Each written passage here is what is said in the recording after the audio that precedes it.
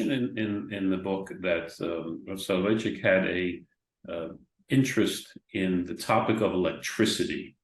What was the Rav Soloveitchik's halachic position regarding electricity? Why did he feel that he had much to contribute to the subject? But on the other hand, why do we not see any published works, particularly on this subject? Okay, so that's a little complex. On the issue of electricity, in the very, very big debate that went on many years ago with the advent of electricity, ultimately the view of the Chazon Ish prevailed.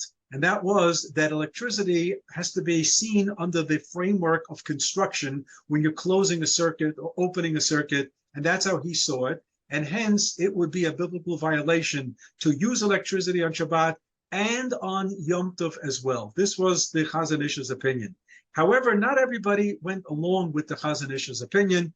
The Rav had a different take on it, and he believed it had to do with transferring of fire. If you see electricity as something that's a fire element, and now you're moving it from one place to another in order to activate a bulb or some machinery, that would be the problem of havarat eish. If that's the case, then it would be perfectly permissible on Yom Tov to actually use put on electric light.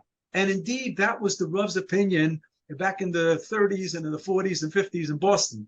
What happened was, I think Rav Aaron Kotler's opinion took over the general, Orthodox world, and people stopped, even in Boston, I know this, they stopped using electricity on Yom Tov. But in the 40s and 50s, many devoutly religious Orthodox Jews in Boston would put the lights on, not shut them off, but put the lights on Yom Tov, because this is the Rav's opinion of how he understood electricity. Now, as to the question of how did he understand electricity? Is it simply because he saw it as havarat eish, fire moving? It's much deeper than that.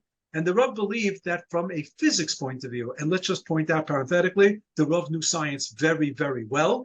From a physics point of view, he believed that he could justify a level of acceptance of electricity on Shabbat, but he preferred not publishing it. There are two reasons. The Rav didn't publish many things until very, very late in life, which is in conformity with I call it the Soloveitchik, they had a type of allergy, if you may, to the printing press. The Rav's grandfather, Rav Chaim from Brisk, on the tombstone in Warsaw, it says he left a manuscript of Novelei on the Rambam's Mishneh Torah. He never saw it in print.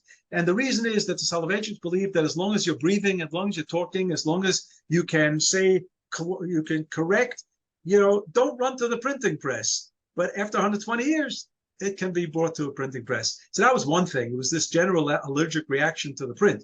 But furthermore, I think the Rav didn't want to challenge what was already becoming accepted in the Orthodox Jewish community, not to use electricity.